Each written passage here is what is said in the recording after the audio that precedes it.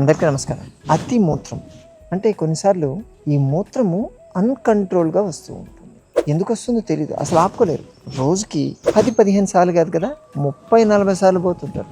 అటువంటి వాళ్ళు నాకు కిడ్నీ ప్రాబ్లం వచ్చింది, లేకపోతే ఏదో లోపల సికిడీలు వచ్చాయి, షుగర్ ఉందేమని వీటి వెంట పడుతూ ఉంటారు. మీకు సింపుల్ విషయం చెప్పనా, మీ బాడీలో హీట్ పెరిగినా కానీ ఈ ప్రాబ్లం వస్తుంది.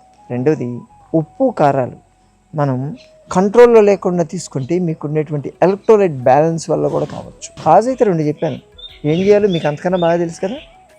వేడి చేసింది అనిపిస్తే ముందు బార్లీ నీళ్ళు తాగండి. మీరు అనొచ్చు, నాకు ఆల్రెడీ మూత్రం ఎక్కువ అవుతుంటే బార్లీ తాగమంటారు ఏంటని. బార్లీ నీళ్ళు తాగితే ఒకేసారి వేడిపోతుంది, ఒకేసారి ఎక్కువ మూత్రం వచ్చేస్తుంది, ప్రాబ్లం సాల్వ్ అయిపోతుంది. మీరు ఉప్పు కారం వల్ల చేస్తూ ఉంటే ఒక్క 2-3 రోజులు అన్నీ తినండి, దేంట్లో ఉప్పు కారం ఉండకూడదు, తీగా చేసుకొని తినండి కావాలంటే, మీ ప్రాబ్లం సాల్వ్ అవుతుంది. 3 రోజులు చేయండి, తగ్గకపోతే అప్పుడు టెస్ట్కి వెళ్ళండి. అంతేగాని ముందు టెస్ట్కి వెళ్తే మీతోనే టెస్ట్ మ్యాచ్ ఆడడానికి చాలామంది ఉంటారు రెడీగా. సరేనా? జాగ్రత్త పడతారు కదా.